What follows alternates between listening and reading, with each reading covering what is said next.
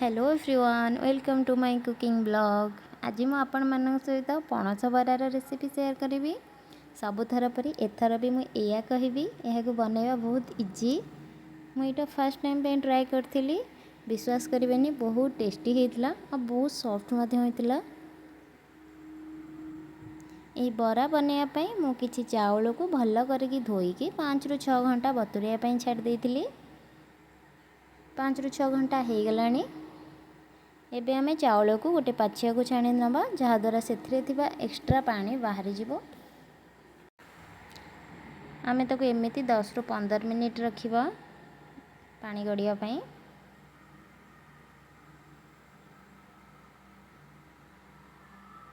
एबे ताको पंखा तले गोटे घंटा पई सुखे नबा। ताको पूरा ड्राई करिवेनी।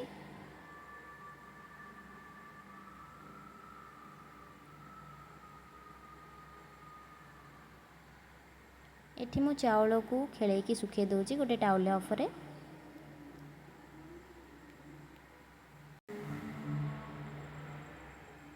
चाउल को बेसी ड्राई करें, चूना आमर भल हेनी। बस एतिकी चेक करेंगे। चाउल को धरिले जमी आपण हाथ में किसी पानी लगुन। एबे चाउल को आम ग्राइंडिंग करके तार चूना बनै नबा।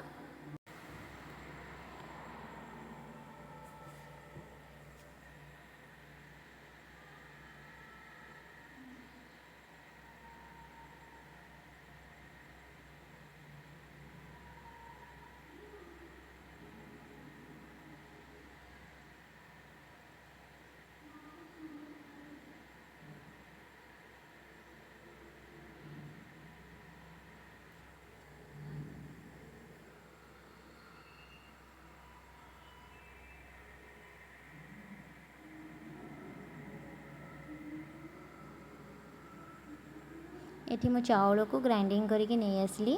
एबे ताको गोटे चला साहाय्य चलै देबी।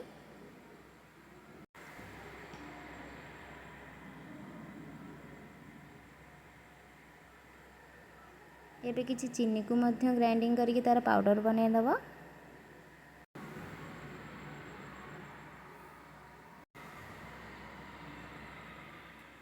एठी मु किछि पणसर मंजी काढ़ी रखी ताकू मध्य ग्राइंडिंग करनबा। देखो मुझे पणस को ग्राइंडिंग करके तार गोटे प्यूरी बनईदेली। एबे ताकू गोटे जार को काढ़ी दौची।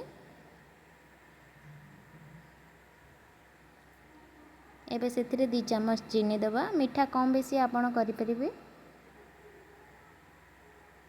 स्वाद अनुसार लूण। एबे सबू को भल करके मिसई दबा।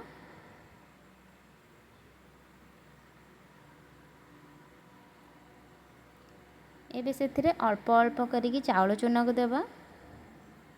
आपण माने अल्प अल्प करके देबे, एका संगे सबू चूना को दे देबेनी।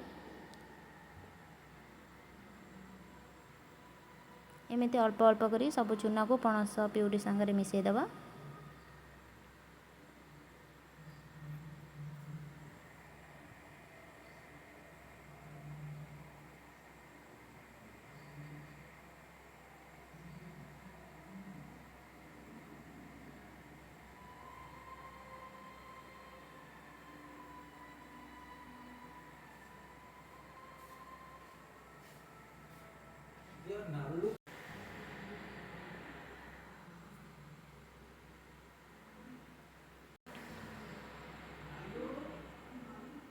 देखंतु यार कंसिस्टेंसी एतिकी रहिबा दरकार। या ठारू अधिक पतला कि बहलिया करिवेनी। आपण जदि या ठारू अधिक पतला कि बहलिया करिदेबे बराटी भितरु कंचा नहले टाण होई जिवो। एबे ताको छाणीबा। सेथिलागि कढ़ईटे बसैकी सेथिरे किछि तेल नै जाइछि। तेल गरम हो गलानी।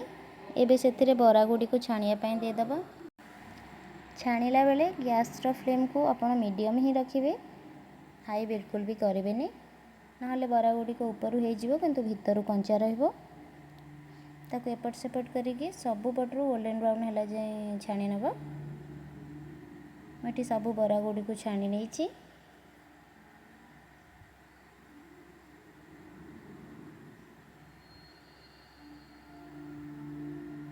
यहीपरी आउ सबू बरा को छाणी नौची।